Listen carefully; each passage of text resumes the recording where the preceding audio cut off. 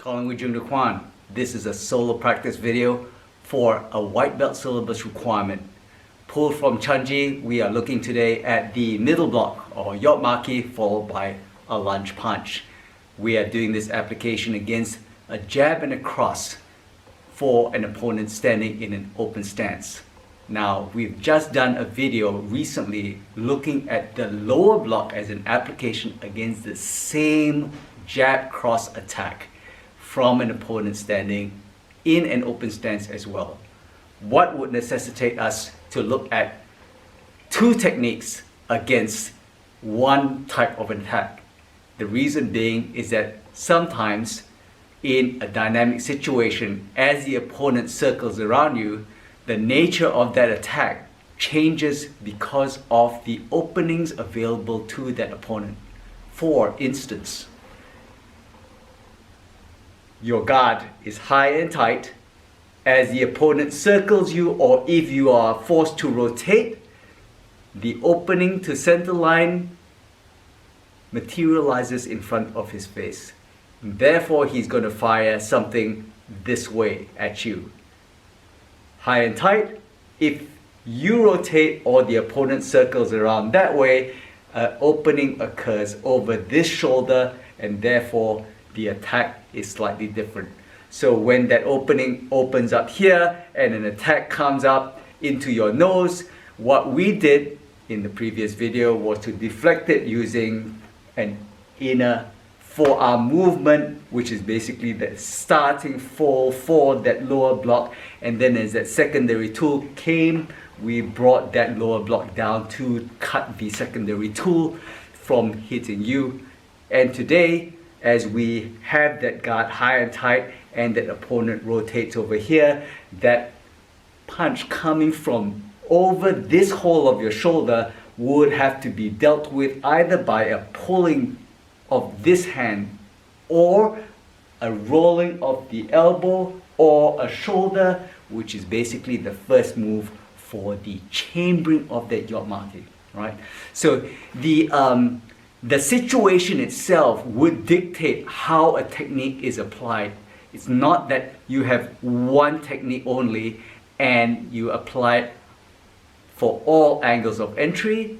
It is sometimes you have several tools available to deal with attacks coming from different angles or different heights.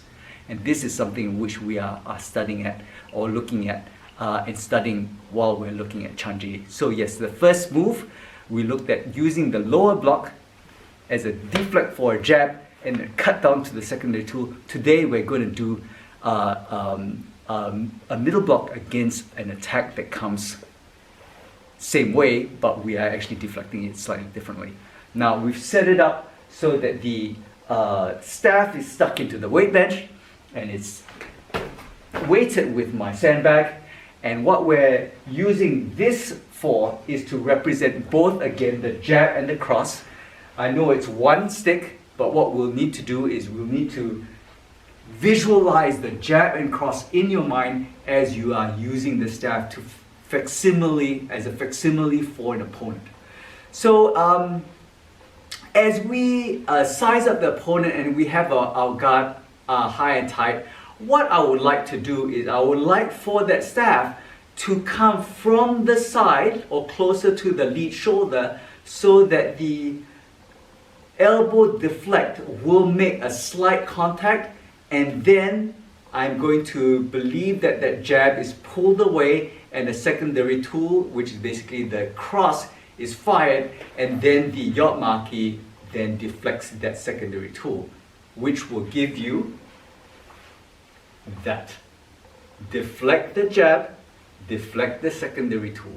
Deflect the jab, deflect the secondary tool. This move is fairly important, and it's a move that you can practice in front of a mirror. So you don't have to have a staff, you don't have to have a partner. All you have to do is use your hand to deflect either the jab or the cross. Now, I would like for you to also play with two variations of the middle block. The two variations that I'm proposing is because sometimes you are able to be proactive and you can shut down that secondary tool before it's fired. So I deflect the jab. If that secondary tool hasn't been fired, I can extend my hand, I can trap, I can deflect, and I can come in, right? Or I deflect that jab. If that secondary tool is coming too fast, or the opponent is gap closing and pressurizing me, I then apply that yotmaki much tighter around my head, just because there's no time to then extend it either midway or towards the opponent and back.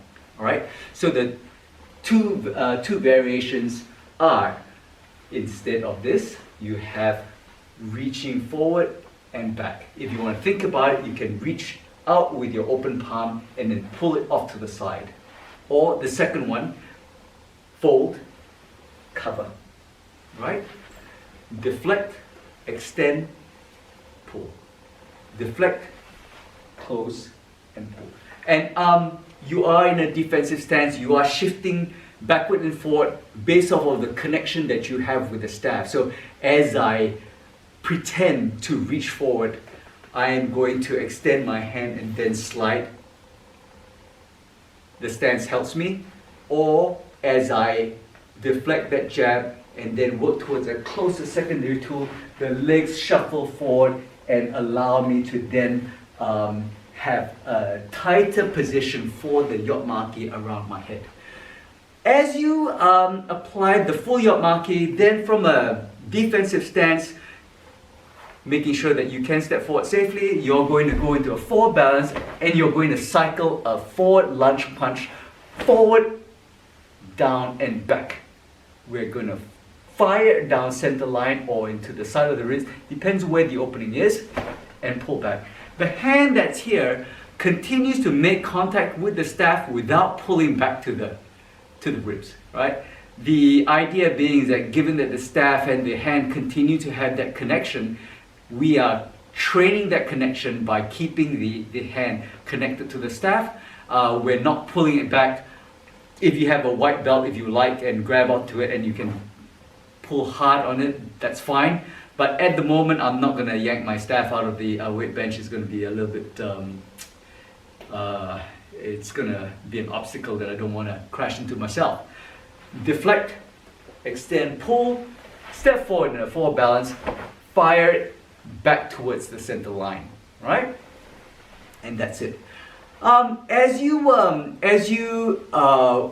this, what I would like for you to play with is trying to turn a little bit more, trying to turn a little bit less, and playing around with the various distances you have with the staff. So as you're working forward or backwards, you have an understanding of what it takes for that block to occur, all right, to make that connection with the staff. Just one little thing about the middle block.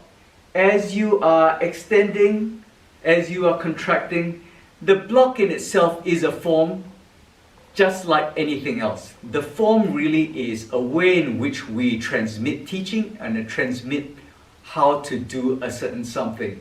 Every form that we teach needs to be applied. So for this particular block, sometimes we can apply it much further on. Sometimes we apply it much tighter to ourselves. The block in itself is not dictated by one position in three-dimensional space, and it is not just the flight path like this. You can go ahead and extend, pulling it tight to the side, and that is a yotmaki. That is a yotmaki, right?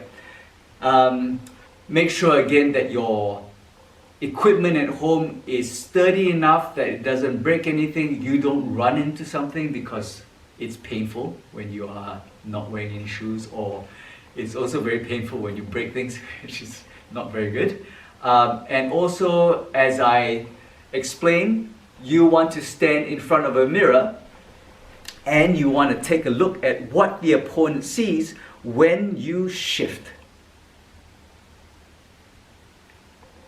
Those openings prompt different techniques and defenses to help you cater to different attacks.